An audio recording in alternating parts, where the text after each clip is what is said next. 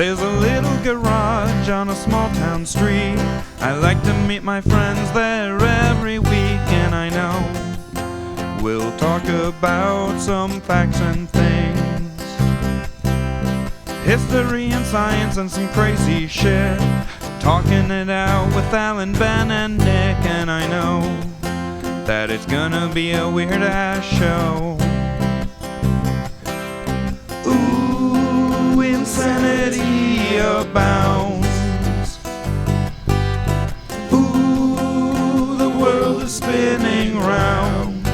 Now we're gonna break it down.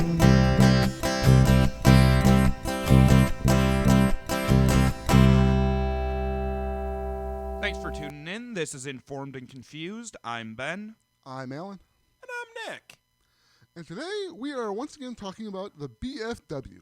And Nick, want to remind us, what is the BFW? That's the big fucking war, Alan. Big fucking war. Big fucking war, man.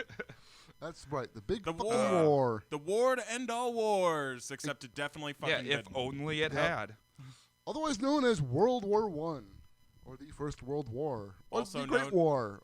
Also known as the inspiration for the Lord of the Rings. Yeah. Indeed. On that, oddly on that note, I'm actually reading through the Silmarillion right now. Nice. Congratulations on you know what, I'm not going to make the joke. It's too mean. I'm just stopping myself now. Yeah, the Silmarillion is definitely a interesting book in that universe. Mostly because it's less about story and more about world building and the lexicons and I've never everything felt else. more like Ogre from the Revenge of the Nerds series in my life. Okay, so anyways. World War One. All right. Now, if you'll forgive me, for you guys listening, we've already done the lead up to the war. You can look back in our previous playlist and find that. People died. Yes, they did. And I laughed. Anyways, but yeah, we will be picking up our timeline, I think, right after that, right? Yep, right after the Archduke has been shot. That's where we're picking up. And we will go through the end of 1914. So that's basically end of June through the end of December of 1914 is what we're going to cover today. All right. So as we said last time around, Archduke Franz Ferdinand and his wife Sophie visiting Sarajevo in Bosnia. Assassinated by a sandwich aficionado. Yep.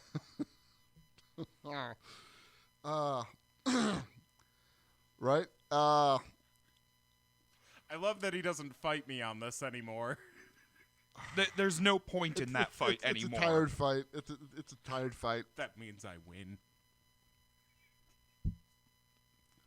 History's decided that cliche is just gonna I am live. in the trenches and I'm waiting you out, motherfucker. Welcome to World War I. Good thing I brought my Flammenwerfen. Got trench broom, I'll take them odds. All right. So the assassination happens, and the initial reaction is remarkably subdued. For the first day, there's some people out in the streets in Austria, and there's Like people out in the protest streets. style? Yeah, protests, little bit of looting kind of thing. Very, very limited. I mean, it's also important to understand, basically no one wanted a war to happen. Well, This was not... I don't think most people that- want wars to happen. That issue aside, there were a lot of people who were both initially upset about this because you just killed our Archduke. mostly like Bosnian Croatians, because Croatians and Serbs do not get along. That is still a thing today. If you take your word for it, I don't know any Croatians or Serbs. Croatians are Catholic, Serbs are Orthodox. That explains it all. Yeah, that that's a big explains thing. everything. Vaguely differing forms of Christianity. Okay, I get it. Also, World War II and genocide is a thing. Not getting into that right now. Separate topic. Yeah, that's quite a few years later. Yeah. Well, But it's anyways, years later. So you got people in Austria, mostly a lot of Croatians, who will protest, but by the end of the day, it petters out. In Serbia, it's a bit more intense. People are happy because they don't like the frickin' Austrians. It's somebody from their side who killed the guy in the first place. A lot of the newspapers go out of their way to stir shit up, make up horrendous lies about thousands of gotta sell the paper. Thousands of Serbian women in Bosnia are all being raped and shit, right? Although admittedly, both the Viennese and Belgrade government in Serbia do their best to clamp down on all this shit, and as a result, it's basically done by the end of the day. Oh. So Impressive use of bureaucracy. Surprised. Yeah. Yeah, they would have figured it would take longer. Like, not saying it's not doable, just figured it would take longer.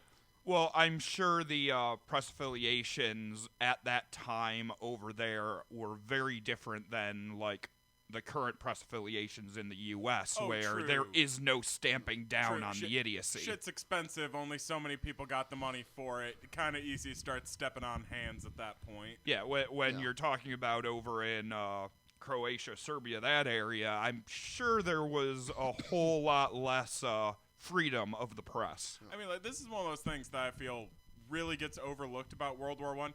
There's still kings and queens and shit at this point in time. Oh, yeah. Like, legitimately. Oh, yeah. Of varying degrees of actual authority, you got a whole mix. You got a nice whole variety going across nice the board. So that actually reminds me of a potpourri. tangent. Did you guys see that the current heir to Franz Ferdinand is back trying to fight to win back some of the gold and the titles? Wrong noble house. That would be the German royal family is doing that right now. Shit, that's right. That's right. But, yeah, I did see that story. So, we might get the Kaiser strikes back? Yeah. Is that what I'm understanding?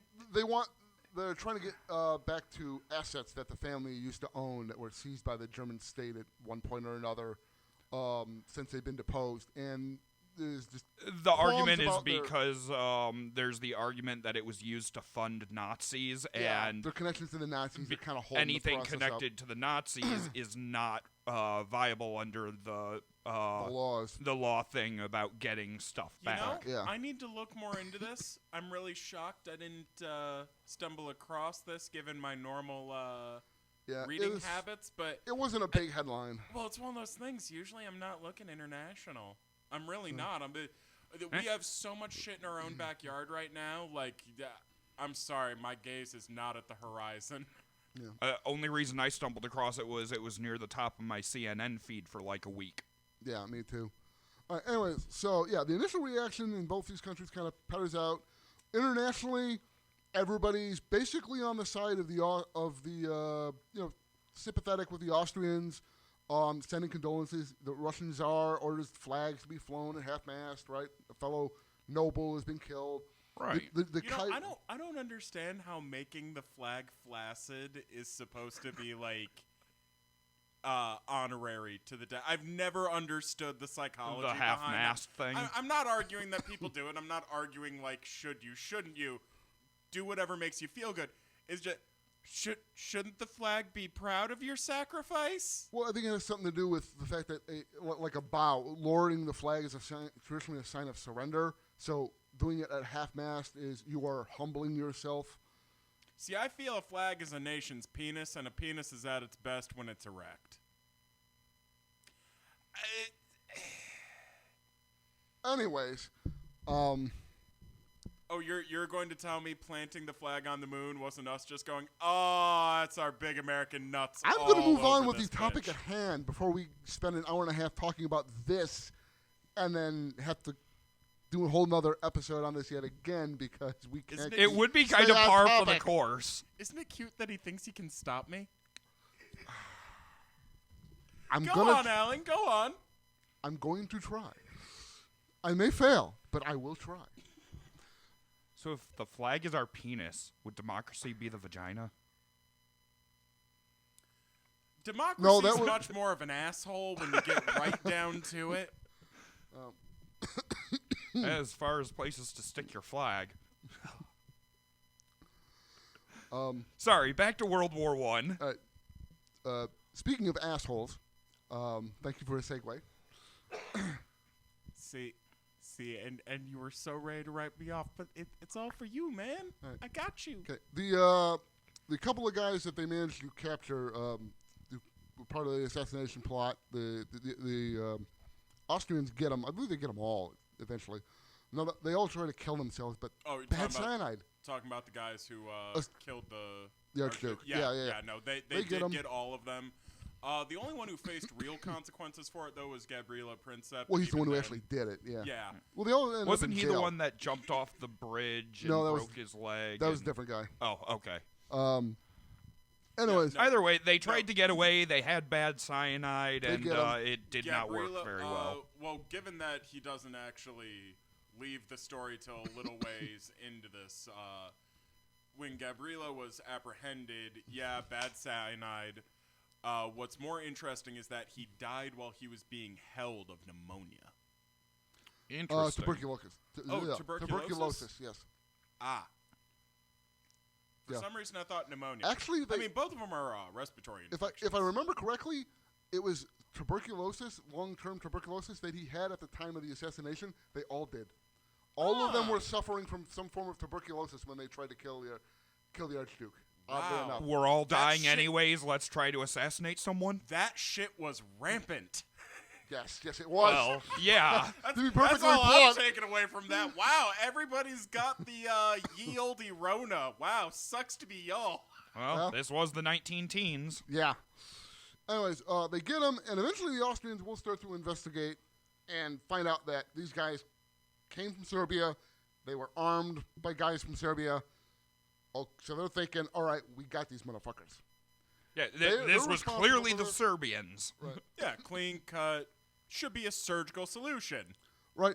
We got the evidence. We're finding the evidence. They did it. We have a plausible reason. Most of the world is on our side right now because sympathy.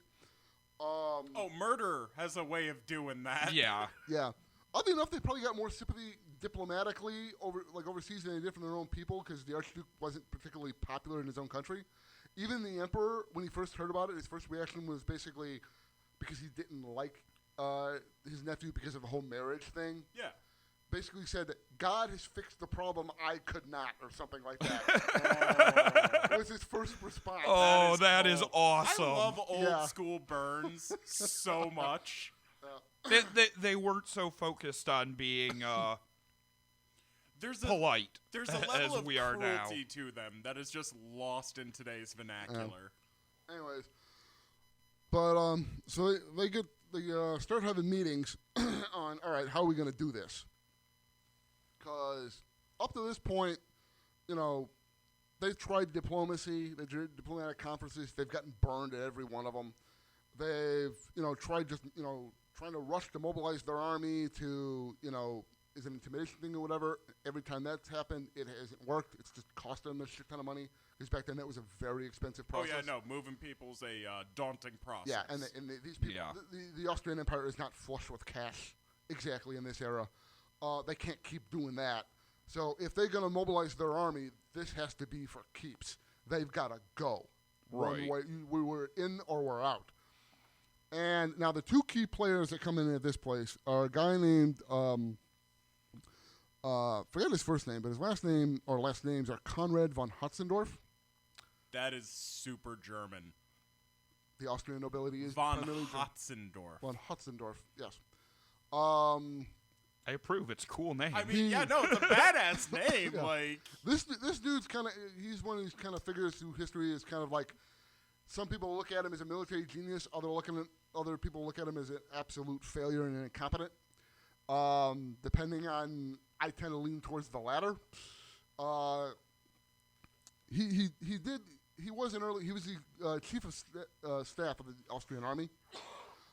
He does get points for being an advocate in Austria of, no, our army is grossly outdated. We need to do some serious modernization here. Guys, you got to give me more money. We're lagging behind everybody else. Everybody was going through a period of rapid industrialization of their war machines at the time.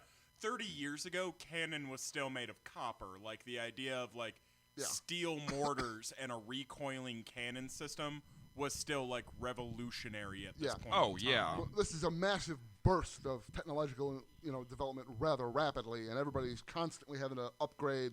Which every time you upgrade, it's more complex, which means it's more expensive. Which is why all these countries are currently in the process of running themselves bankrupt, because every time they make stuff bigger, stronger, faster, it costs proportionally more and more money per gun, per soldier, and they all just keep going and going and going. But anyways, in addition to Turn your mic. in addition to being an early advocate for the upgrading the Austrian military, he's also like the hawkest of hawks. The hawkest of hawks. The most hawkish of hawks. So he can do a 1080 rail grab? Wrong type of hawk. I disagree. So he eats mice? That one, possibly. Wait, where's the hand sanitizer? Give me the hand sanitizer. I don't know where he's been. No. This guy makes, earlier in his career, this guy was making so many proposals, like once a month, to the emperor for war on Serbia, that eventually the emperor got so tired of it, he fired him.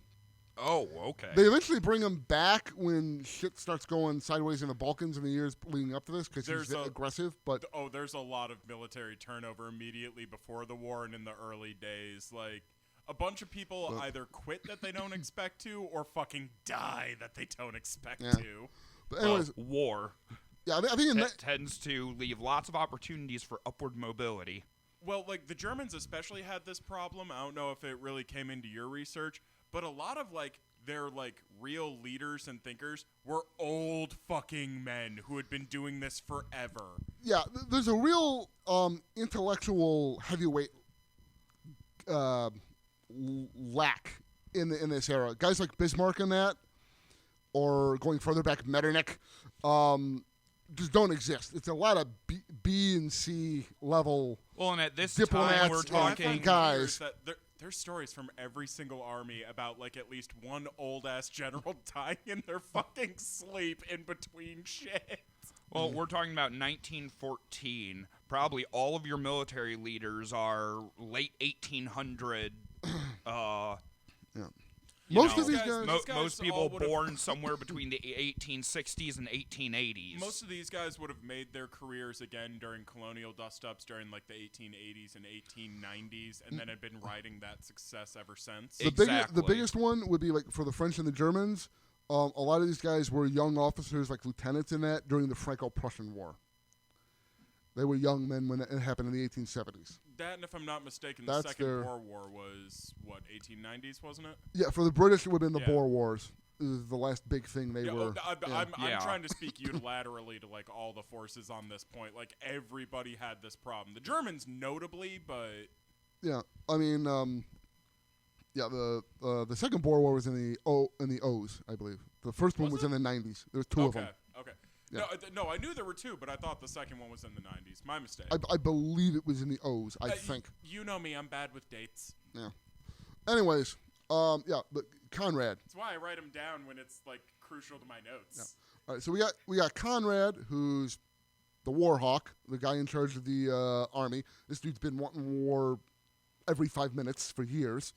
The other guy is Berchtold, and I'm forgetting first names.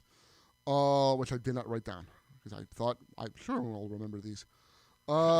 It's okay. By the end of the war, it's going to be a totally different cast. You're fine. Yeah.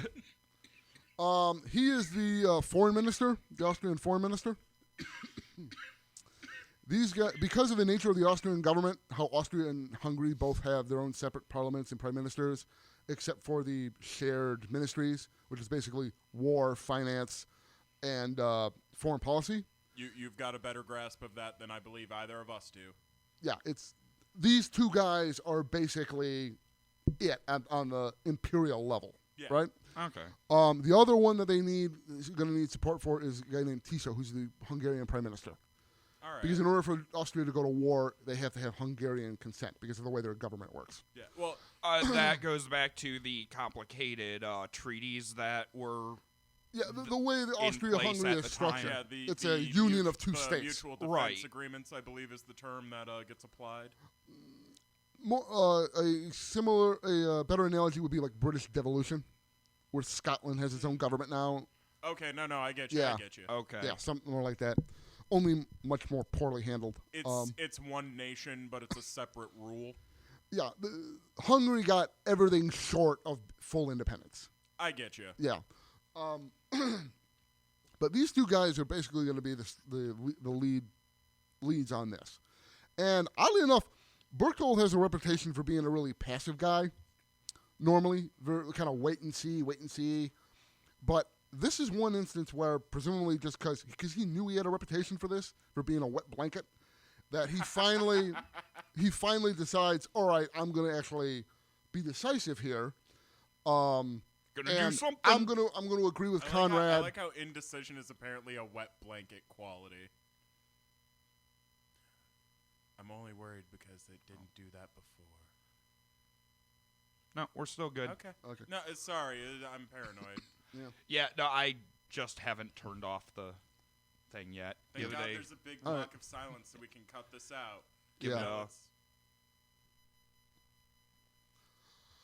So yeah, these guys, for once, these guys are both on the same page. For whatever reason, it might just be a matter of he honestly agreed that this was just the time to do it, because this is like the third or fourth time the Austrians have been kind of screwed over dealing with the Serbs in the past 10 years. So, everybody's got a bit of a complex history with their neighbor. Yeah, and straw that broke the camel's back. There's a lot of that in this whole breakdown is why this happens now rather than some of the other incidents that happened, and it's kind of a matter of everybody was just at their point where, we can't back down again. We've backed down so many times, we have to. I feel it's kind of like dropping an anchor on like a big super tanker where like you drop the anchor, you've probably got 2 minutes before it hits bottom. You can't stop it once you hit the release. It's a going. Oh, yeah. We're just watching that chain fly across the deck right now. Yeah, the whole diplomatic scene here has been a coiled spring that has been tensing. And it's about to unwind. An argument is that, something was inevitably going to set it off. There are arguments contrary to that. There is an argument to be made that this could have been avoided. Well, it wouldn't be an argument if there weren't two sides. True. And it would be an agreement. I don't know. I've managed to make arguments from nothing. Yeah. All right. Anyways, you and me both. So you got these two guys, Conrad and Berchtold. They decide, and Tiso's involved in this discussion, but we're not going to get into the thing with him because it's a whole nother kettle of fish. Short answer: eventually they convince him to go along with this.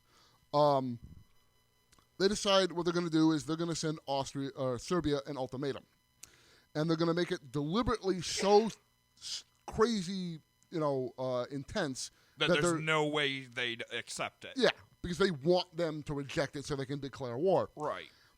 There's a couple of problems.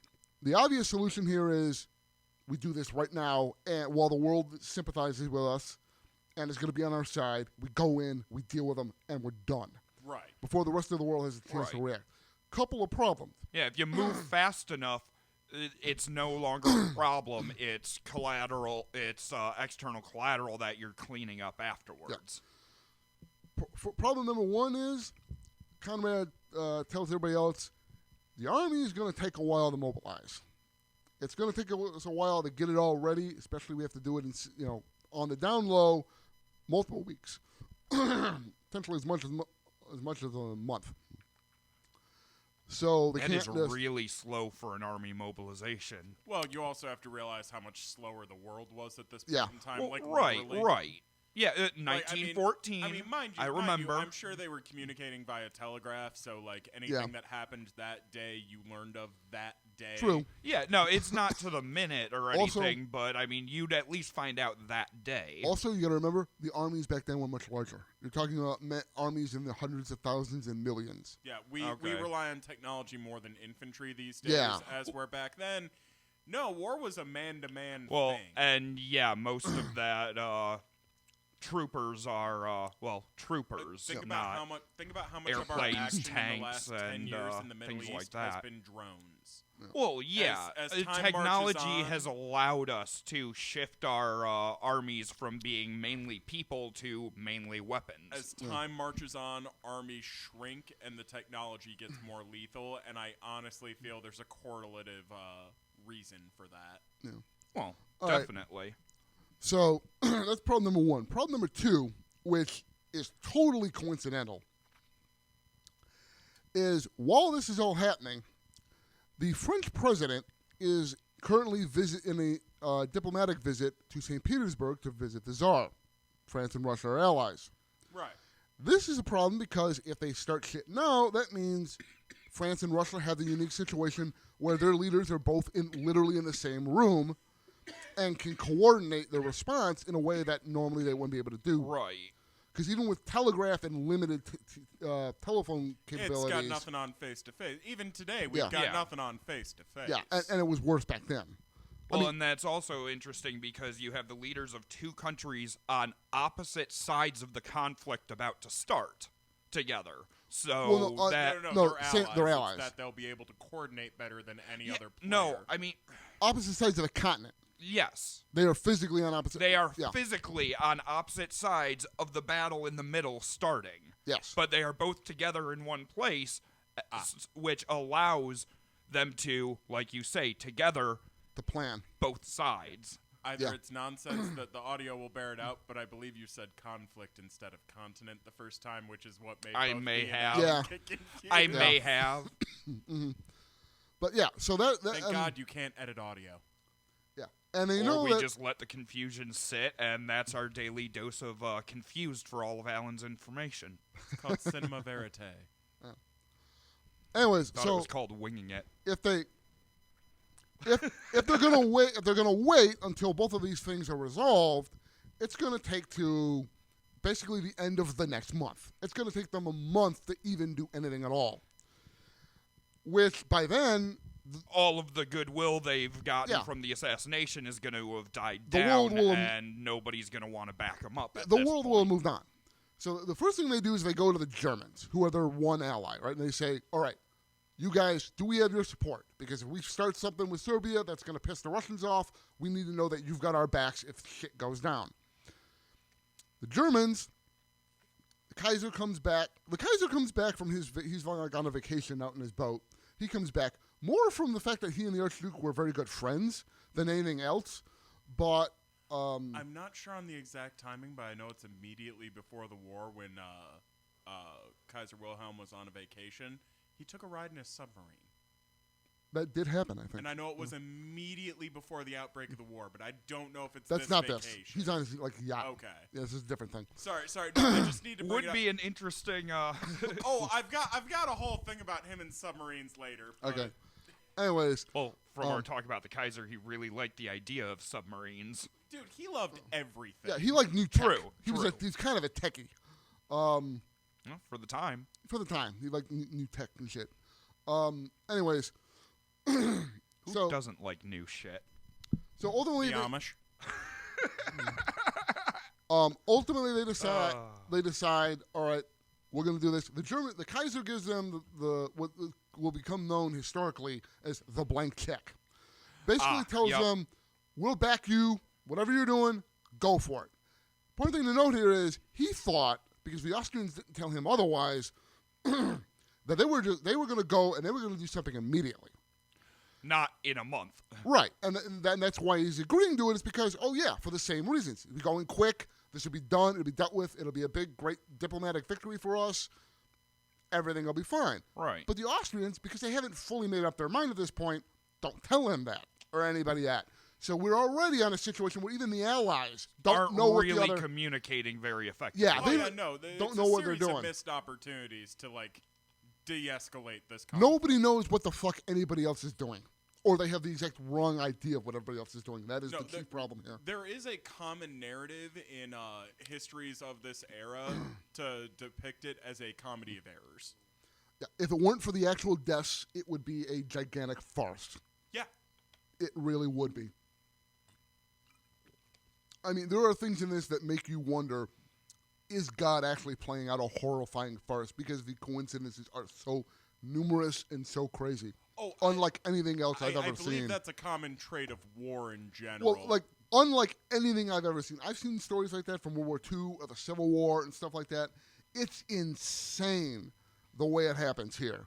But I don't know. Some of the he footage had I've to seen go from Vietnam is truly devastating. Like, I honestly think it's just a component of human conflict. We're not meant to kill one another. We fucking are. I'm talking more about the idea of the coincidences. Look, not the every brutality. once in a while, God has to use the bathroom, and he forgets to hit pause on his game of Sims, and we kind of go crazy in our sim Hitler list. spawns in. A Hitler, a Trump, a. Okay.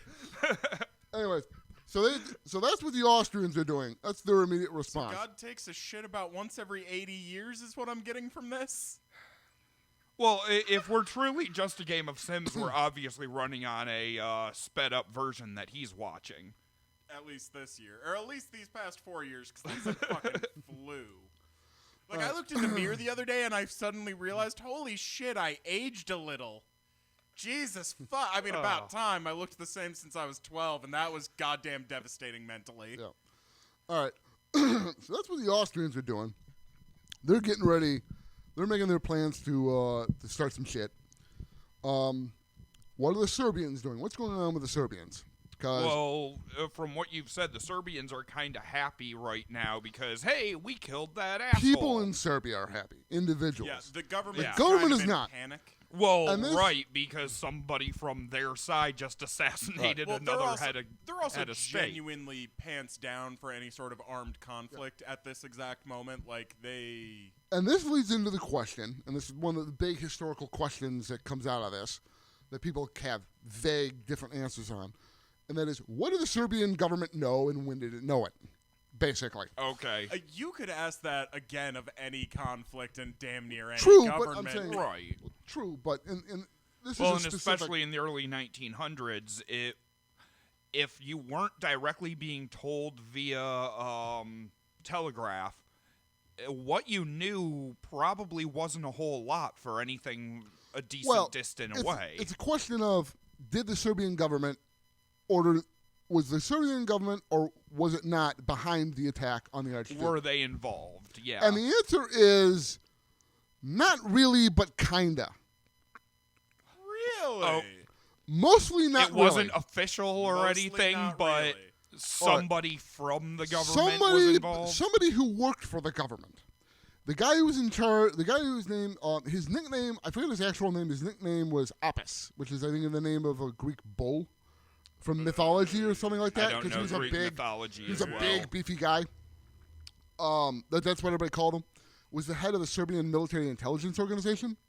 He was also the head of the Black Hand, the terrorist organization that these guys worked for. So this guy was, he was part of the group, head of the group that did this. That's not the government. That's just a shitty guy who works in government. Yeah. Yeah, and that's what I figured it would be when he said kinda, but not really. All right. You also have the fact that, right, he knows this is going to happen. The prime minister finds out about this, right? So he knows it's going to happen. But the thing is, he tries to stop it. First, he gives orders for the border guards to intercept these guys before they cross the border and arrest them.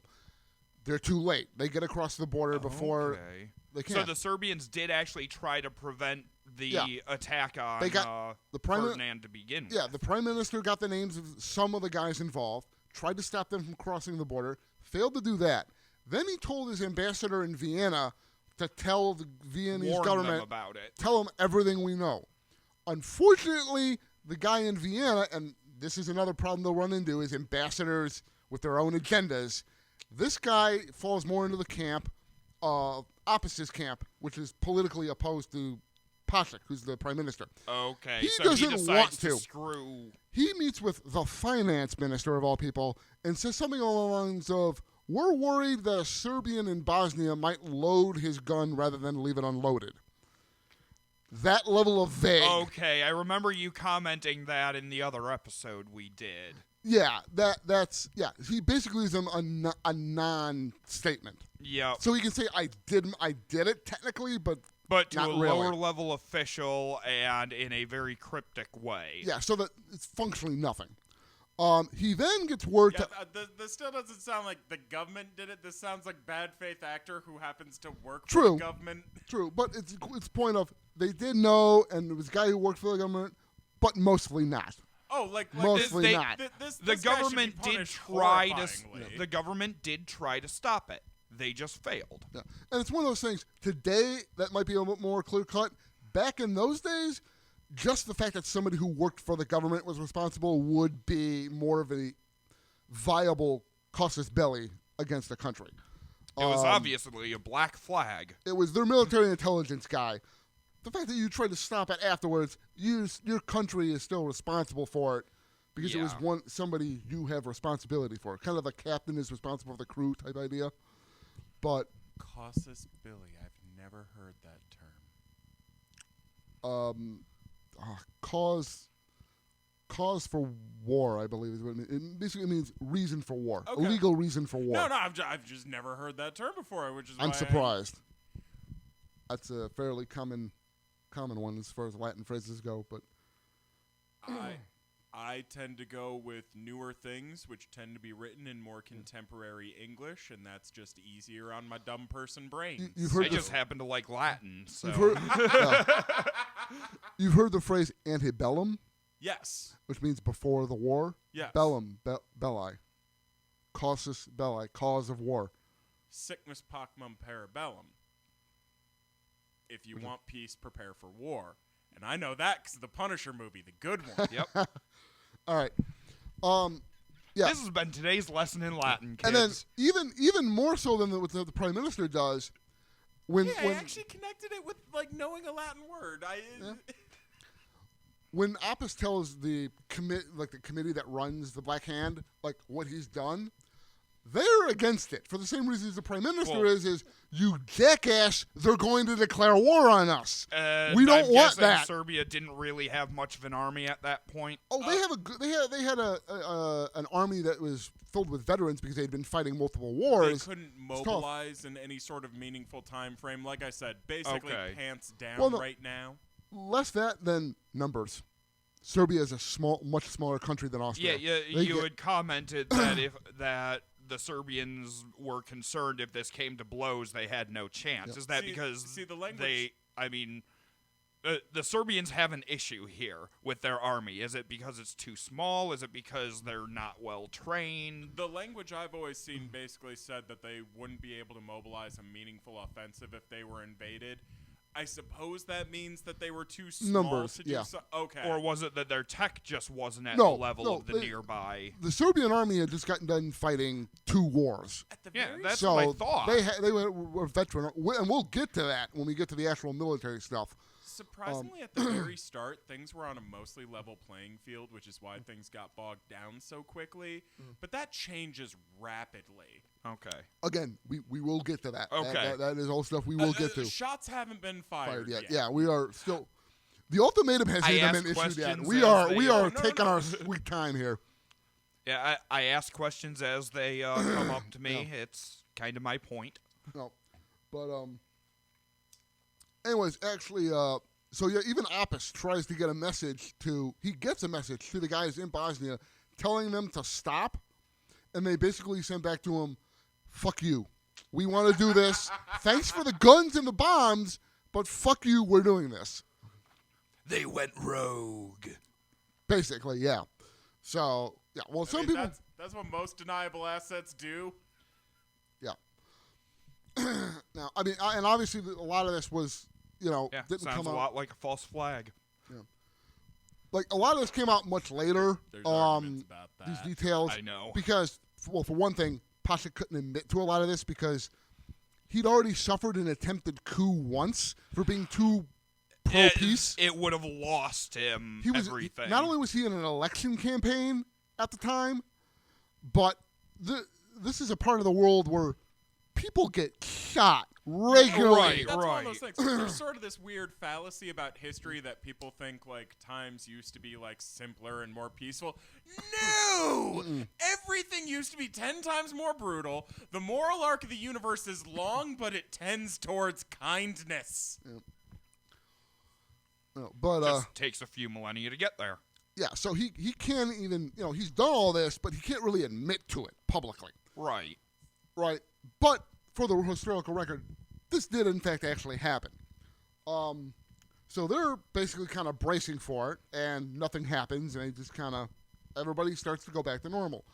Right, because it's going to take the Croatians, I believe, like a month to... The Austrians. Austrians, sorry. I understand. It is hard to keep. There's a lot of early players, and it gets simplified and later. Little countries all mashed together over Austria-Hungary is a multi-ethnic empire, including the Croatians. There's more than a dozen different ethnicities involved there. I should have made that a little clearer. Yeah, sorry. No, it's very complicated at the beginning and gets very simple later on. Okay. Yeah. Then I'm glad you can understand my confusion here. And we were talking about what's going on with the rest of the world. Like we said, the Germans, Kaiser comes back. His friend died. He says, go ahead, fuck them. They killed my buddy. Fuck them. We'll back you up. Yeah, the Russians are basically like, we send our sympathies. I'm going to go do shit over here now. And the French really don't know what's going on because the ambassador, or was that Italy? That the ambassador that told the tax minister about... Oh, that was the Serbian ambassador to Austria. Oh, okay. With a warning, yeah. Okay. Now, Britain and France, it's interesting to note, because this will come into play later on, they're already dealing with their own shit. France leader is the one who's currently in Russia. Yeah, the president's currently in why Russia. France was in my head. People in France are currently all engrossed in a political/sex scandal. It is France. Yeah, that sounds very French. The wife of a former French premier shot a newspaper guy who was publishing letters the two of them had written before they were married. Well, they were both married to somebody else. This is awesome. Yeah, that whole other thing we could do story on. Awesome. But so that's we what could everybody probably do an attention. entire series I on love French stories sex about scandals. thirsty dead people. And then in Britain, they're dealing with a crisis in Ireland over Irish independence. Ah, okay. And in fact, because that gets sorted out quickly and efficiently. well, actually, it's very likely if World War I had not interrupted it, there very well could have been a civil war in Britain over that. Right. They were on the cusp of a civil war I before this remember intervened. my Irish history you now. don't say. Yeah. Because the Irish just love their British neighbors. Mm. Anyways, so that's what's... Not as much as the Scots did. Oh, it's not like I've got a side in this. Yeah. Okay, so that's basically, for that month, nothing's really going on except for the Austrians are preparing behind the scenes. They're also telling everybody, like, oh, we're not planning on doing anything. They're hiding from it, right? They're trying to keep it all secret on the down low. Then they eventually issue the ultimatum on July 23rd. The assassination was on June 28th. July 23rd, they issue the ultimatum to Serbia. Just over a month. Or just under a month. No. Yeah. The ultimatum date, for the final date to give a response, is the 28th. Exactly 1 month. Okay. So that'll be when the decision has to be made. So they issue this ultimatum. It's basically 10 points, most of which are fairly reasonable that you would expect. And a couple of wacky ones because they couple really of them wanted them to deny the... Yeah, there's a couple of really tougher ones, but kind of like, all right, we don't want to, but we might be able to negotiate on this. And then there's one in there that's the real killer, which is basically the Austrian police have to be allowed to come into your country and investigate this at their leisure, without your, whatever they want to do. Wandering around with carte blanche. Because that goes so well. Basically, the idea is if they follow this, it makes them an Austrian client state. Right. They're surrendering part of their independence, their sovereignty, which they are not going to do. Yeah. No one would. Right. Now, the response they give is actually pretty good. Berchtold will eventually say this is the best piece of diplomacy he's ever seen. They respond to the note. The Serbians respond to the note by saying, "We agree to most of them. The other ones, there's 3 or 4 we have questions about. We're not saying we say no, but we have questions. We're not saying no. We're saying we want to talk. Yeah. Right. They're trying to be reasonable. And then we have this other one, which is kind of a no, but we're open on this one. let's have a conference. Let's get an international conference together, and let's talk about this, right? All of this Very sounds really totally shrewd. reasonable. Yes. Very shrewd, real reasonable. And I would agree, an excellent bit of politicking. Now, Yeah. unless I'm confused, isn't this the one where an aide got rid of it? What do you mean? I could have sworn one of the negotiation letters at this stage just fucking disappeared, and it was one of the final straws. No, I don't know what that is. My mistake. It's something that must be set up. I will say one thing that does happen is, as this is starting to unfold, when other countries try to get copies of the ultimatum, they actually have trouble. Due to like the Kaiser That can't might even get a be copy. Be what early you're on. thinking of. Possibly be something I'm thinking about, because Kaiser Wilhelm has something to do with the origins on it. Another problem will be, and I'm about to get in this. We'll just wait till I first get of into all, it. okay, so they send back that, hey, let's get together and talk and have a conference. Do the Austrians agree? The Austrians have already made up their minds; they're not agreeing to jack shit. Right. Useful diplomatic strategy. Which is why this is kind of a problem. They were expecting. There are times when if negotiate you with really terrorists. want to have a war, you just have a war. They You don't just have to find a negotiate. way to explain it away. The Austrians' problem. terrorists. The Austrians' problem at this point is they were expecting more of just a "fuck you" response. They got a polite diplomatic response a month out from the event. And shit, Most now of they the have rest, to do something yeah, about the rest of the world, when they see this, sees it as, like Nick said, very reasonable. Even the Kaiser thinks this is reasonable. Hey, Austria's just got to go along with this, and they get a tremendous diplomatic victory when he finally sees the bloody note. it. Right. Right? Everybody else is kind of like the Austrians have won. They're agreeing to enough that this is a That win. has lost Yeah. all the goodwill that Austria got with Yeah. the death of Or it's like, Ferdinand. okay, yeah, you put you gave your ultimatum out there. We're a little confused as to why you waited so long, but the Serbians gave you a response that's totally adequate. That's a win for you, right? This is also the point where the other European countries really start paying attention because right. it's like it's Well, shit's shit's happening again. They don't Well, call. Everybody has mutual defense treaties with different partner Yeah. states. Yeah. So Well, and things So- had been on hold for almost a month. Yeah, Now but all shit of a was sudden happening it's, again. they're actually threatening to declare war. So now the Russians are getting something might happen here. Even before the Serbians answer, the Russian leaders are already giving the army orders to make initial preliminary preparations for army mobilization. Before the ultimatum has even been responded to. So we're Now- already starting to tickle the, what's the phrase? God, I can't remember the Now phrase you I'm thinking of. comment time frame here. I'm just looking at it. It's been about a month. Is the French president still in Yes. Russia? Okay. I believe when the ultimatum is actually issued, he's on his way back. He and the premier are on a boat in the that Baltic. takes a hot minute. That's even yeah. harder to get into communication than they were sitting in St. Petersburg. Yeah. Well, they're that's part of basically why out I of touch. Wireless asked. communications existed at this time, but they were very primitive. Radio, I believe. Like I said, wireless communications existed at this Yeah. time, but they were very Yeah. primitive. When they actually get land in Dunkirk back in France, they are surprised to see what's going on because they've been Okay. functionally out of the loop for a while. Like I said, eventually the Kaiser, who's still been out on his yacht, I think he was on his yacht again. Will Still, really, when you think about the man's career, yeah, Man anyways, liked his yachting.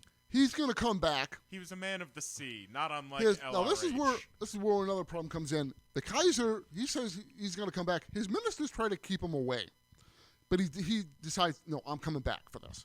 And this is because if you look at the history of the Kaiser, and we've done that, we've done an episode on that, on the Kaiser.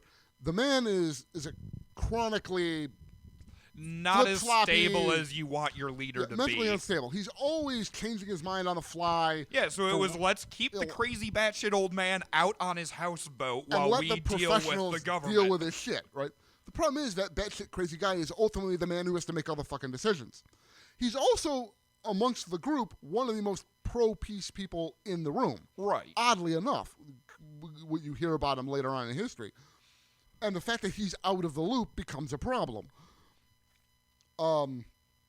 So by the time he's actually back and fully up to speed, the Serbians have already rejected the note, and the Austrians have rejected the rejection, basically, and will hand the Serbians the declaration of war. The official declaration of war.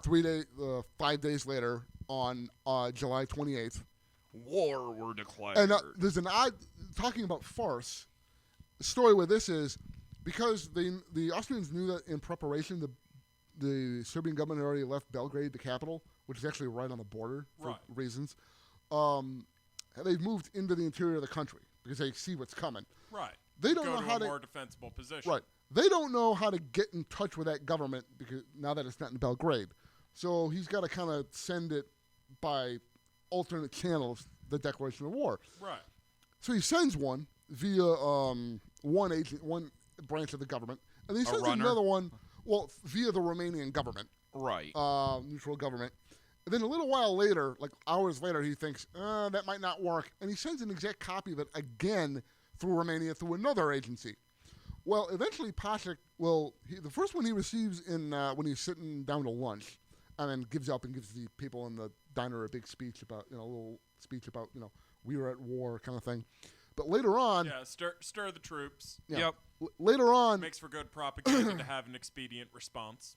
Yeah, also it's a big moment. This big empire just declared war. Also, let's not forget, election year. No, I'm not saying there aren't this noble is some serious shit. I'm not saying there aren't noble motivations. I'm saying there are other useful war components to that. Oh, yeah, true. Oh, yeah. It makes for better propaganda. Propaganda can be negative or positive, but it's still the same goal. Right.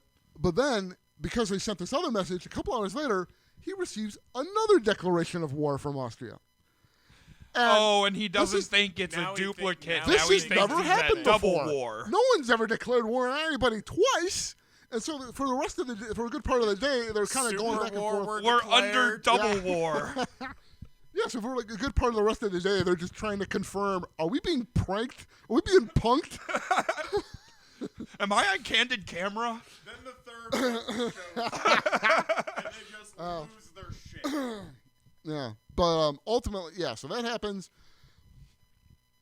Now, this is where war were declared. The rest of the world now starts paying attention. Well, war. This is no longer a minor diplomatic problem. This is potentially a big fucking problem. Because there's an active conflict now. And everyone has these weird treaties tying them together. A month from now, we will have shots being fired from every nation. July. Almost every nation. July 28th. This is July 28th. The declaration of war happens. By August 4th, most of Europe will be at war. Yeah. So you're looking at less than a week. This takes less than a week. Yep. Excuse me. Well, when shit starts going kaboom, everybody else grabs their firecrackers. Oh yeah. Oh, and everybody was relatively well armed. Like, nobody was coming into this at a tremendous disadvantage unless you're looking at things numerically. And we also have to remember, as part of why this spread as quick as it is because of how compact Europe is as an area, a continent. Yeah. The only ones who have what you would call a disadvantage, well, there are technological disadvantages. The Russians and the Austrians, eventually when they get to it. No, that's right. That was the second war where they had the huge war machine. Yeah, I mean, they have a big army. They have the biggest army. It's just grossly outdated. Right. They also don't have anywhere near the railroad infrastructure. But aside from that, the only other thing is the British have a very small army. It's only one of the major powers that have a volunteer army. And that's because they have a navy. Right. Their navy is massive. They're on a fucking island. They have a hell of a navy at this point in time. It was British policy basically for the entire 19th century into the 20th that their navy be as big or bigger than the next two biggest navies combined. Yeah. That was government policy. God, that sounds like us outspending the next 9 countries more than 3 times over on our military. Yeah. But, they needed it too because they had to police a global empire. Right. And they didn't have that large army. They were basically a series of isolated islands. They had to be able to keep the sea lanes open. Yeah, it makes more sense to have a strong navy than a strong army. They were still very much the British Empire. Yeah, the army was basically just for dealing with hotspots in the colonies. The Kaiser actually made a joke once. He said if the British army ever invaded Germany, he'd have it arrested. That is a great quote. Yeah. No, I just don't think it was the That's Kaiser. just so much better because of how much time the British spent trying to invade Germany after this. Yeah. Well, by the end of the war, they'll have the biggest, other than the Russians, they'll have the biggest army in the field. It'll be bigger than the French by the end of it. But at the moment, it's piss-ass tiny. Well, things change rapidly throughout this. Yeah. Anyways, so everybody's starting to pay attention now. We said the Kaiser came back. He's kind of out of the loop. The guy who's actually making most of the decisions in Germany is the Chancellor. Bethmann Bismarck? No. Bethmann Hollweg. Okay. Bismarck died in the 90s. Right. Gotcha. Mind you, his ghost is still hanging around this empire, but... Yeah. They're feeling his loss. Right. If Bismarck were Chancellor, this wouldn't have fucking happened. Bismarck was way too true a man to let this happen. In the Kaiser episode, Bismarck practically ran everything, and the whole government was built to revolve around him. Yeah, that's part of the problem. Pretty much. This is the problem with over-reliance on centralized control and why responsibilities should be delegated throughout a wide system. In a way, it's actually part of it's actually the opposite. That certain parts of the government, the military namely, were allowed to do shit without proper oversight. So that See, it worries me because you said without proper oversight. That's always a worrying phrase. Well, at this point, the German government, most of the German government, including the Kaiser, has no idea that Germany's one and only war plan has its armies marching through a neutral country. The diplomats have no idea that's a thing in the military plans because nobody's communicated with them. Yeah, it's kind of a big oversight. Yeah. The German military basically does not take any sort of diplomatic consequences in the Germans give no regard shit. When they make their military plans, which is their job, but they should have the diplomats alongside that. Every time the Germans get involved in something, it turns into a world war. Every goddamn time. All right. At least since the 1900s. Yeah. They've only done 2 wars! Yeah. True. All right. Okay. But yeah, Bethmann Hollweg, who will... Ooh, excuse me. You all right? Yeah, just burping.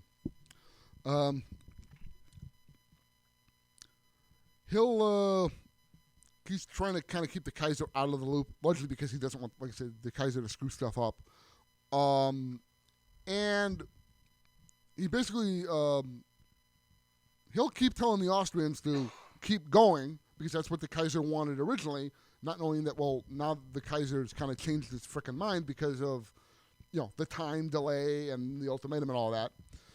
So you've got that issue you're dealing with. In Russia, he said go ahead a month ago, not today. Yeah. All right, the next big one is Russia. And the thing to remember here is... Lots of people, not a ton of firepower. Right. The entire time that this was all building up, the Austrians were telling the Russians and pretty much everybody else, including their own allies, that they weren't going to do anything. Both told one to keep it all secret. Problem with that is, by doing that, you didn't prepare anybody for the fact that this was coming. You didn't prepare the public or foreign publics of why it's coming, what evidence you have, any of that. So when it happens, it comes out of the frickin' blue.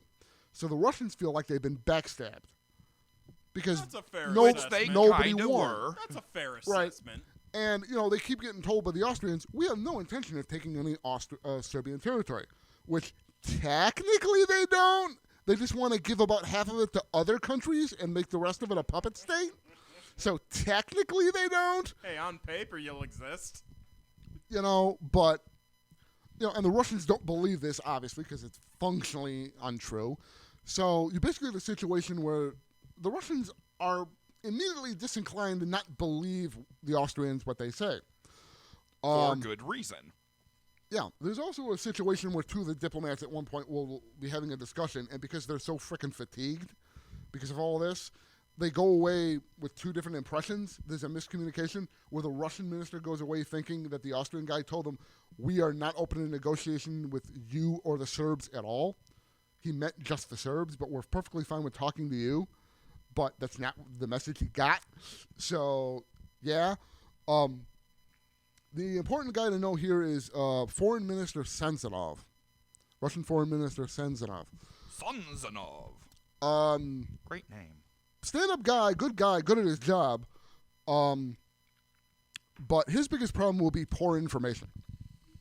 As this all plays out, he gets some really shitty information. That seems like a reoccurring theme in the Russian military apparatus.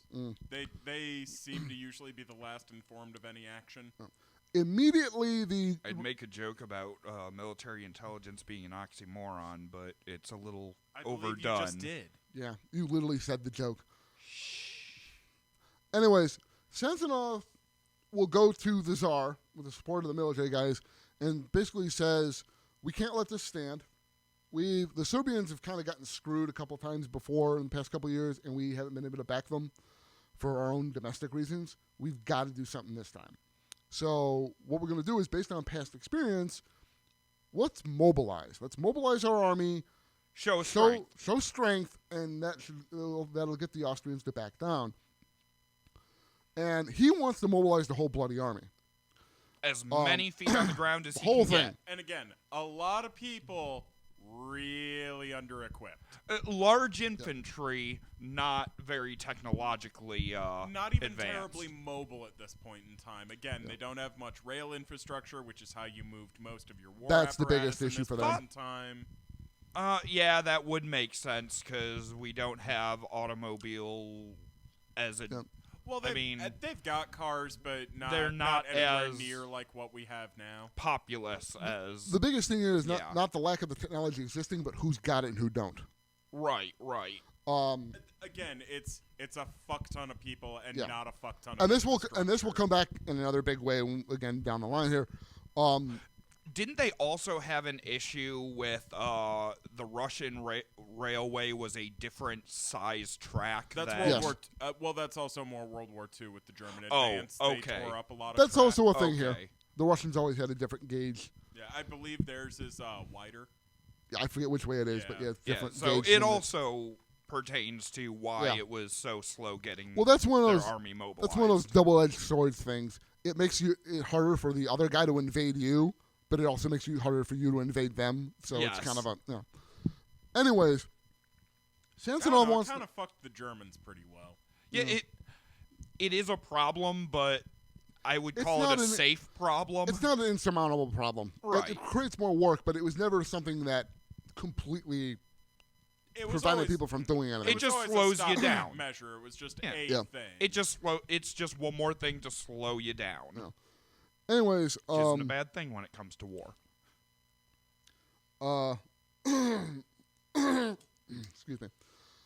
Samsonov wants to mobilize the whole freaking army. The Tsar does not agree to this because he knows if they mobilize the whole army, that's a threat to Germany. And then all of a sudden, now the Germans are going to get pissy at us.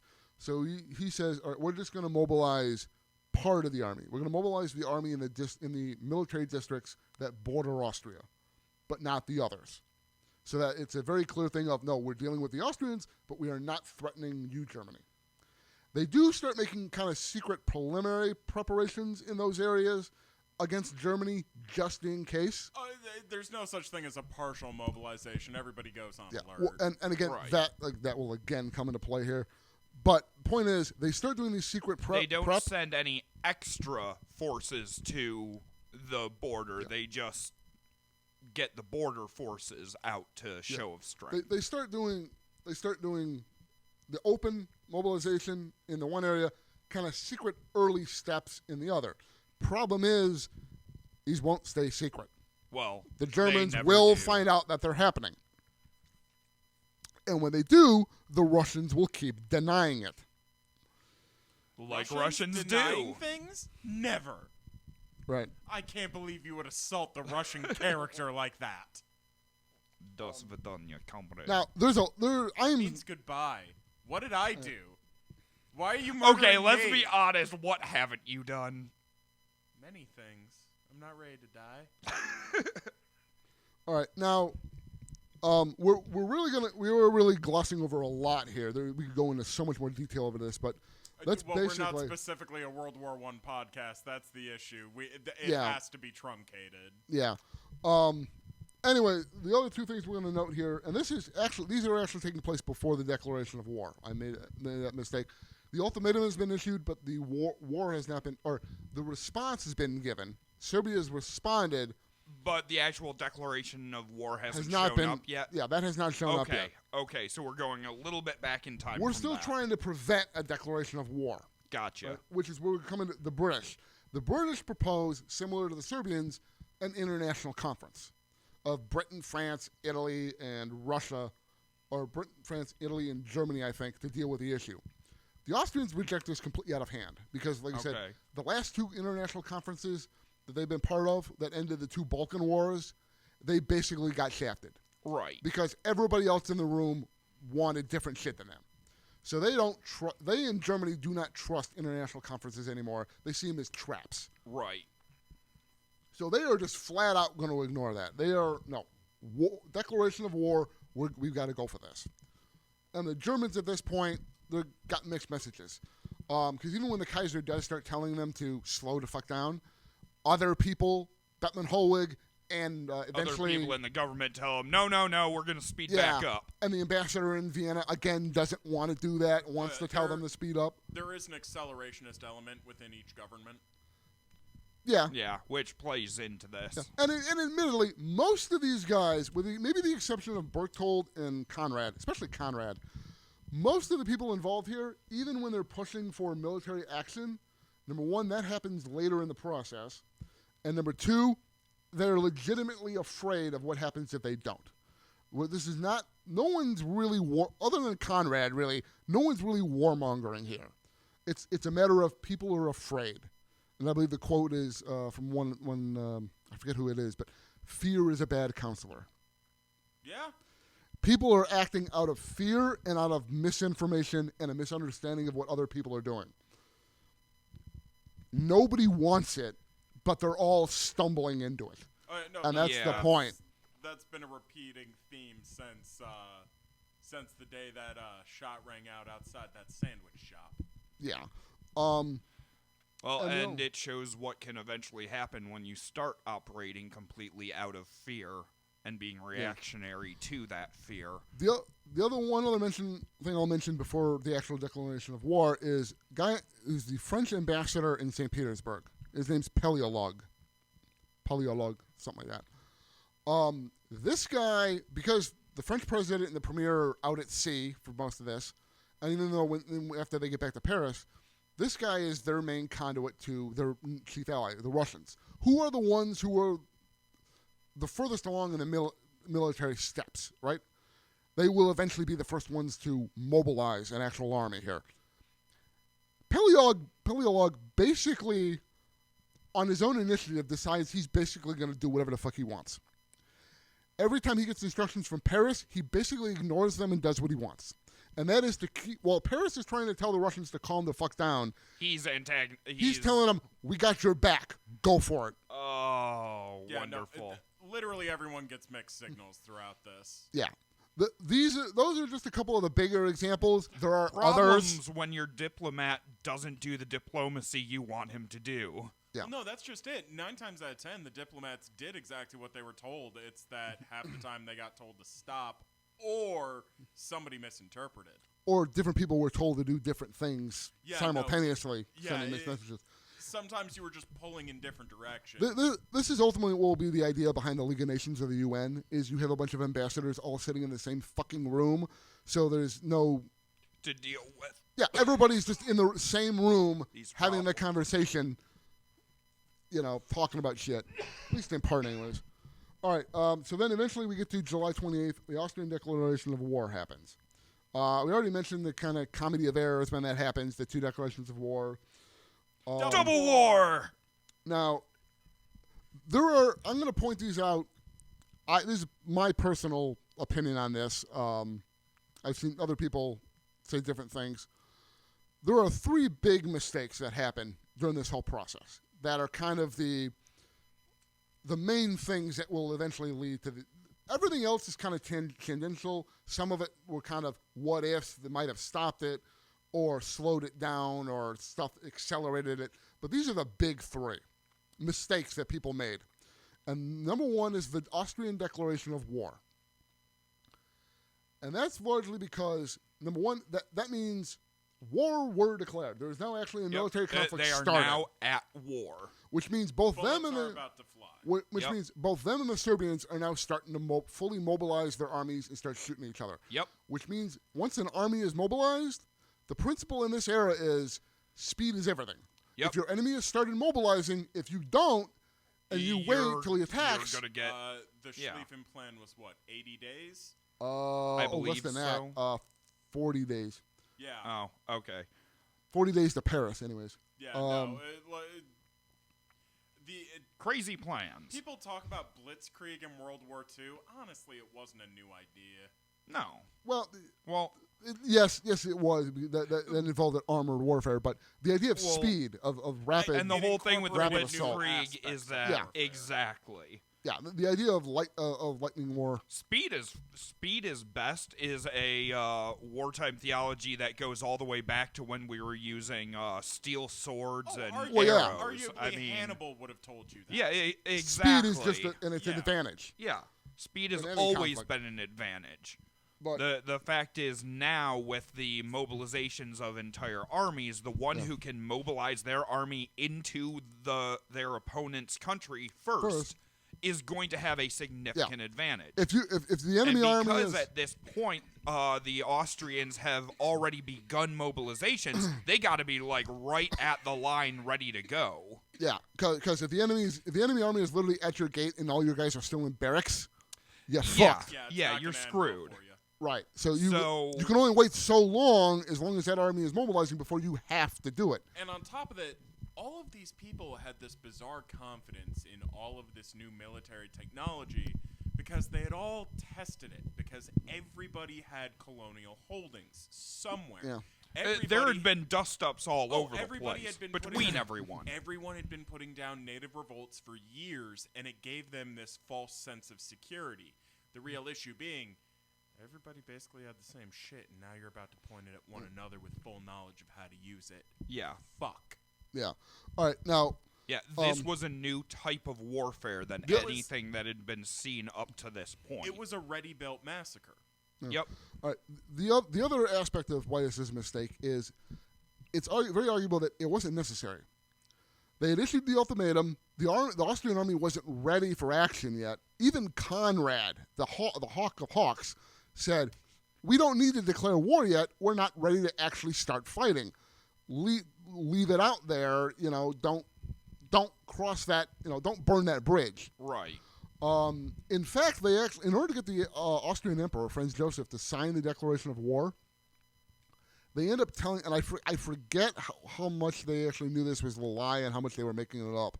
I think they were actually making some of this up. They tell him that the Serbians were actually shelling across the Austrian border, which they very much weren't. So that this fighting had already started. Lie and tell them we're already under fire.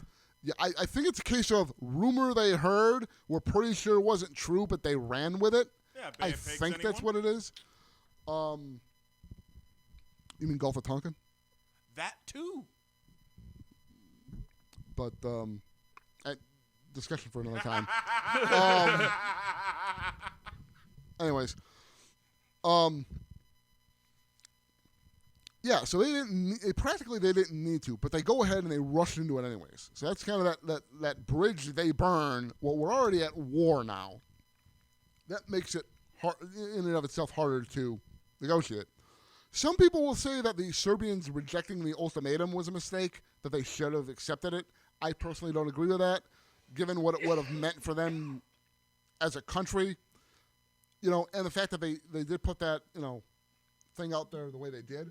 There is the argument that had they accepted the ultimatum, things would have gone differently. Still would have gone very bad for them. From my point, we're past the point of no return. The shit's bad. All the snowballs have hit the bottom. They are now mobilizing. Yeah. It's a question How far do they get into Serbia before their armies meet? Well, nobody's actually moving any armies yet. Even after they declare war, all they do is they shell Belgrade. Because the way Serbia and Austria are lined up, their border is a river, and immediately on the other side of that river is the city of Belgrade, the capital. and then take all the the rest capital, of Serbia. and You have to then the remember, rest of the country goes from there. Historic cities, borders used to be Yup. geographic landmarks. Yeah. Makes a hell of I a lot remember. more It has a sense lot. It that has a lot to years do ago. with how Serbia came into existence, which is a whole discussion we are not going to get into. Yeah, I remember. Why their capital is where it is. We're not discussing an entire culture. Yeah, no. Not today. Anyways, Next time on Informed and Confused, Confused. Serbia. there are worse topics. We could talk for a couple hours on that, but No. With my today, dark okay. sensibilities, all I have to say is this: you and me gonna have a ball. So the capital's right on the other side of the river. Right, and they show it. That's basically the only military action that happens right away, while the army is still mobilizing, because the Austrian army is still getting ready. Right. Right. You say shelling it. Firing artillery into the city. What artillery are we dealing with at this point? Do you have anything on Austrian artillery? I do not have anything on Austrian artillery because I'm assuming they're going to be kitted out very similar to the Germans at this point in time. And Somewhat similar, yeah. everybody had a whole bunch of different guns. I've got some French shit. I've got some British shit that other people ended up using Well, later. if we assume they're using what is probably German. Well, to give you an idea, they're probably using something in the neighborhood of a 75 millimeter shell. Okay. It's probably got somewhere in about 10,000 yard range. Now, this is It depends. pre-tanks, right? So Yes. we're talking about essentially like mortar shells that they're We're launching. talking about the very, very earliest examples of recoiling cannon. We're talking about the very earliest incarnations of shelled ammunition. These are the Okay. first modern big guns. Yeah. Okay. I don't have the details on it, but it also There's depends more on. to say about the technology and the shells so much than the actual mechanisms firing at this point. They're all more Yeah. similar than different. The only ones Yeah. that really go crazy on the engineering with it is the Germans. Like there's some weird stuff, but the Germans get some crazy shit before If this is all I'm said and remembering done. right, this is the first major technological upgrade since the old ball cannon Oh yeah, style, no. right? There are guys who are commanding artillery divisions who originally trained to use copper cannon because as late as the 1880s they were still using single mold copper cannons. Right. But Well, they still did the job. yeah. They had quasi-modern guns started to appear in the end of the Civil War. The earliest sort of, the what we call them, breech loading, is that the proper term, where they load from the back? I believe I'm not uber gun guy, so you're gonna have to forgive me, but I believe that is the correct mechanism you're naming. Yeah, the Civil War is kind of the prequel to a lot of this. Okay, I've got a decent understanding of guns from about 1900 on. Okay. But the biggest thing here to consider... Mr. Browning informs my decisions. Basically, Guns 101 here, the biggest thing you need to know is they're either light artillery, heavy artillery, or probably siege guns. At this point in time, it is 99% light artillery, largely because it's new technology that they hadn't pushed yet. And by light artillery, are we talking like... Guns that are more... Well, like, for instance, you've got the French 75, which is considered the first modern artillery piece adopted by an entire nation's military. The biggest flaw to it, though, is that it couldn't be fired below a level plane just due to the way the mechanism actually operated, so you couldn't fire them downhill. Okay. You had to fire them at you had some to have level an of arc. That said, they were really good, especially because they were one of the fastest firing guns built at that point. You could get 20 shells in a minute out of this thing. Okay. Yeah. Basically, like with the generic categorizations, light artillery is designed to be fast, mobile, and used when moving armies are firing at each other. Okay. Heavy artillery is used for when you're fighting against a fixed position. Okay. People are in bunkers. And siege artillery is for attacking heavy fortifications. A lot of it ended up getting used interchangeably, though, just out of necessity and what they had. Yeah, I was gonna... The way you had listed them out like that, I was figuring there would be size denominations of shells they're firing or something. Like the siege is heavier than the heavy artillery, but from what you're saying, it sounds like heavy artillery could be used as siege artillery. Oh no, there depends on the strength of the fortification you're shooting at. Okay. There's even a variety that appear just within this first year in this tail end, but the majority of it is not the big heavy stuff yet because nobody knew they were going to need this big crazy heavy stuff. Okay. Yeah. The first use of the biggest heaviest guns, a series of Austrian and German Krupp-made guns, I believe, which are basically giant siege mortars. Functionally, they fire almost vertically up. Will be at the Battle of Liège at the start of the war. Oh God! Are you talking about the big Berthas, the short-barreled howitzers? I don't know that it's the Berthas. I know they're Krupp-made guns, and they were the biggest ones made at that point, and they had never been fired in combat before. That sounds like the Big Bertha. It might be. Again, though, that's is that a railgun? What? Is that a railgun? No. Okay, all right, because these are not railguns I'm talking about. The Big Bertha was an infantry gun, but it was ludicrously large, and it could be used as siege artillery. These are guns that you have to literally pour concrete and fix them to the ground. You know how both they them to used the ground. put drawings of women in military training manuals to get young guys to pay attention to the military manuals? Mm-hmm. There's German training index info cards on the Big Bertha, where one side it shows a voluptuous, curvy, blonde German woman posing with one. It's the Big Bertha. Right. Nice.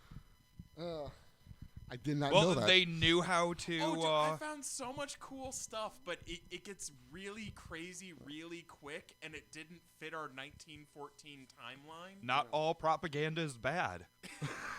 All right. Back to the developing shit show here. So you get the declaration of war. Now everybody's really frickin' scared out of their minds. Russia is going to be the one that's going to respond again because they're the ones facing off against the Austrians here. We already talked about the partial mobilization being ordered. Samsonov will come back to the Tsar again asking for full mobilization. The Tsar will say no. I know what that means if I do that, and I'm not going to fucking do it. I'm not going to take that step. Right. It keeps pressing him. And eventually, he will convince the Tsar on, July 30th? Yes, July 30th, 2 days later, to order full mobilization. And this is based largely on several pieces of incorrect information that Samsonov has, namely that probably okay. Namely that the Germans are already mobilizing on their own. So we got to do it because we're not actually the first ones to do it. The Germans are already doing it, and that's false. They haven't. Eventually, he wears misinformation throughout this narrative. Yeah. He will eventually wear him down. And like I said, on July 30th, the Tsar will give the full approval for full mobilization. Remember, at this point, the Germans have been asking the Russians, hey, looks like you're kind of starting to mobilize there. Are you doing that? And the Russians have been like, no, we're not doing that. And then the German intelligence guys are going, they're totally doing it. So now, all of a sudden, they're full-on mobilizing, openly mobilizing. So we have the Russians mobilizing, the Austrians mobilizing, the Serbians mobilizing, and the Germans mobilizing. No, the Germans have not mobilized yet. Oh, okay. No, they're just watching there was a rumor this. that the Germans were that the Russians believed, which is what triggered their mobilization. Gotcha. This is mistake number 2. The Russians, they had no real reason to mobilize at all, even. Certainly not against Germany. The other argument I forgot was Samsonov, and this is a common theme. This will come up with the Germans again. Tells him that they can't partially mobilize. That it's too complex a process. That if we try to half-ass it, just mobilize everything is easier than trying to mobilize part of it. They have these plans laid out where they're like, in some cases, almost to the hour. Right. by the train car. And if we try to improv that, these plans everything's going to fall apart. Yeah, you'll have a half mess. measures don't serve anything. Right. Yeah, so they do the full measure instead. Right. So we do the full measure instead. This is like Nick talked about a point of no return. I generally believe, and kind of thing, this is the point of no return. Because at this point, once the Russian army was mobilized, I genuinely feel too many people had their dicks in the wind by now. If the Russians hadn't mobilized, there were enough diplomatic initiatives going around, namely the Stop in Belgrade plan. Things which we could have gotten into, but we don't have time for that. You've got more faith in the diplomats than I do at this point in the story, but because prior to this, the diplomats were still controlling the process for the most part. Especially in Germany, France, and Britain, the diplomats were still firmly in control. It was the Russians and the Austrians, and if you could have gotten the Germans, the British, and the French to stay on that, the Germans could have. If the Russians had stayed demobilized, the Germans, because by this point the Kaiser has gotten in control of things enough, he's actively telling his people to tell the Austrians to stop the fuck what they're doing, because they don't. We told you we'd back you, but fuck that was a month shit. ago. I feel it's like stopping a train. It doesn't do it immediately. The idea is and that's the thing. Time is the problem here. If the Russians had held off, and everybody had just mobilized against the Austrians, at that point, the falling dominoes would have stopped for a minute, and everybody would have had a little bit of breathing room. To catch up to what was actually going on. The Germans could have put proper pressure on the Austrians. Without the Germans behind them, they would have had to have slowed down. And if they'd have gone with something like the Stop in Belgrade plan, which was basically move our army across the border, occupy the capital, and then negotiate from a position of strength, which was something the Germans wanted. The Kaiser actually came up with the idea on himself, as did... the Kaiser had a remarkable level of input at every level. Yeah, although I think he actually got the idea from an aide, but he started floating it. Edward Grey, the British foreign minister, started floating it. The other powers had there was a framework to do something. They just needed time to let everybody calm down for a minute, catch up, and go. But the Russians don't give them that. They mobilize. I just don't feel the time was ever there. So I get what you're saying. I just don't feel it was there. So major mistake number 2, the Russian mobilization. You said there were 3. Well, we'll get to that in a minute. But what I call this one the point of no return is because once the Russian army had mobilized, that now means the Germans have to mobilize. And the Russians weren't going to back down because the Austrians were already mobilizing, and once they started, they couldn't afford to stop. And eventually the Germans are going to mobilize, and they think the Germans are already mobilizing. So at this point, of disinformation. Yeah, at this point, once everybody's starting to mobilize, nobody's going to be willing to be the first one to back down. Yeah. Everybody's stuck at this point. Problem number 3 is the Germans. Now, we already mentioned the Schlieffen plan. The 40 minutes to Paris? Yeah. 40 days. 40 days to the Paris. The Schlieffen plan basically 40 minutes is... would be real fast. Yeah, they're taking a jet? Jet tank.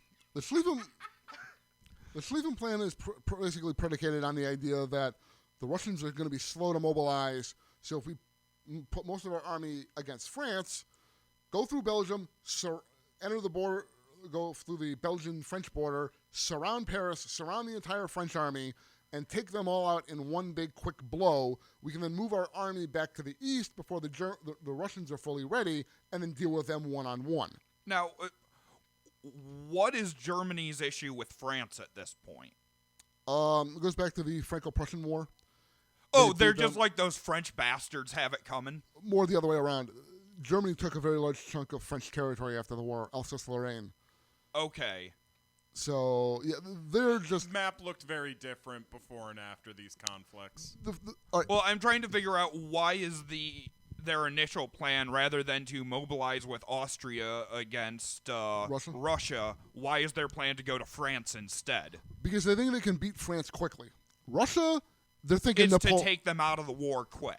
So they can deal with the Russians. Okay. At this point in time, the entire French military has been predicated off of the excess of infantry and cavalry working together in quick movement. Okay. Their entire military is geared towards being light and mobile. The French are the one army that can match the Germans toe-to-toe. Oh, okay. In pretty much all aspects, and can mobilize fast enough to be a threat. Also, Again, mobility is a high emphasis to the French it's forces. more of a defensive move for Germany. They believe if they go right after Russia that the French will come and get them in the back. Also, it's Russia. Napoleon kind of proved it's a giant morass of a swamp. Even if you make your way to Moscow, as long as the Russian army is still intact, you still got to fight the war. At the Alps, in the words of Napoleon. Yeah. Okay. So they don't think they can win a quick war with Russia. Okay, and they don't think they want to can quickly take out France. So they can deal with Russia by itself. Well, it's alone. And to do that, they've come up. Germany also, we talk about the rail lines. Germany's got some of the best rail lines, like the best rail lines in Europe. Oh, yeah. Germans have always loved trains. They can mobilize quicker than anybody. Mm-hmm. With a couple of really bleak exceptions, Germany's been a pretty nice place to live for most of its existence. Oh, yeah. The dark spots are terrible, but the rest of the time it's been pretty good. Yeah. So this leads to a couple of things. The Germans, number one, the Schlieffen Plan is the only plan they have. They've concentrated just on that. So they can't do anything else. They believe it will work implicitly. There is no concept of failure to this. Okay. What? Other discussion, but there's a lot of these. Okay, some people think it's stupid, but not enough. There's enough in power in the military who have there are doubts. Fully people have doubts, but it's the thing they put their money on. Yeah. Right. At the end of the that's day, their plan, and they're sticking with it. They're sticking with it. They put all their eggs in this particular basket. They've got they have the most detailed reports, like by the train car, hour by hour, how this is going to work, even more so than the Russians. So when they're told to mobilize, the Schlieffen Plan is all they can do. The Schlieffen Plan, unfortunately, never plans for an idea where we might just be in a war with Russia, but not at France. We don't have anything going on with France right now. So they just declared war on France? Pretty much. Once they mobilize, or did they do it without declaring war? Well, they declared war, but once Germany mobilizes, well, that's a question. This is where the misinformation and the misunderstanding comes in. For Russia, mobilization is this preliminary thing that is slow, and it happens. You're prepped, you're ready, and then after that, you can sit there and wait, and you have options. Because Russia's big, it's slow to bring everything together. They can keep their armies on their own soil and then wait and react, right? For Germany, if they mobilize, they go to war. Because the mobilization plan literally has the armies moving into Luxembourg, Belgium, and into France. They can't do it logistically, or at least they believe they can't. It's debatable now, but it's either we go to war with both France and Russia, or we don't do anything. And the Russians have already mobilized, which means we can't do anything. That means we only have one option left. Okay. In fact, from a point of view, I suppose that makes sense for them. Yeah, it's a matter of, because the Kaiser actually asked them, can we just move the army to the east? And Moltke, the chief of staff, basically is like, it's just apoplectic. He's like, we can't do that. Things will be. We have no idea how. It'll be a giant colossal traffic jam. You'll have a giant. You won't have armies moving. You'll have a giant blob of men running across Germany with no food or logistics behind them. That'll be a disaster. We can't do that. It's impossible. It'll be worse than doing nothing, almost. So the Germans put issue so much faith into the Schlieffen Plan that the they ironic didn't bother thing to here, prepare for anything there was else. no backing down from it. There was no backing out of it. It was the only option. One really terrible thing here is the last plan they had for a war with Russia first, and then France, hold on the defensive with France. They didn't stop updating that until the year before. Oh. If they'd have waited a year longer and kept that plan going for another year longer, they would have had plans. two options. So it wouldn't have stopped the war necessarily, but it might have limited it in its scope. And the year-old plans were no longer good. No longer valid, yeah. The other thing here is, at this point, when Germany's deciding whether or not to start mobilizing or not, the Germans are the only ones who have not actually taken any military action. The Austrians have mobilized. The Russians have mobilized. The French have begun a kind of a pre-mobilization only they've limited how far they'll towards their border they'll move troops, but they've started moving troops around, and even the British have deployed their navy already. Okay. For all the flack the Germans get for starting the war, they are actually the last ones to actually do anything.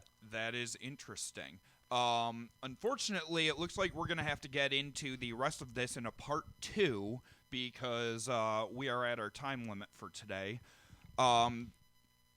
So thanks, everybody, for listening. We will see you in part 2. I'm Ben. I'm Alan. And I'm Nick. Planned transition. You want to give the Twitter? At infoconfused@twitter.com. Come check us out. Have some fun. Engage. Bye.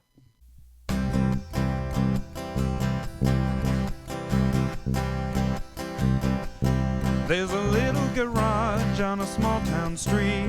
I like to meet my friends there every week, and I know we'll talk about some facts and things, history and science and some crazy shit.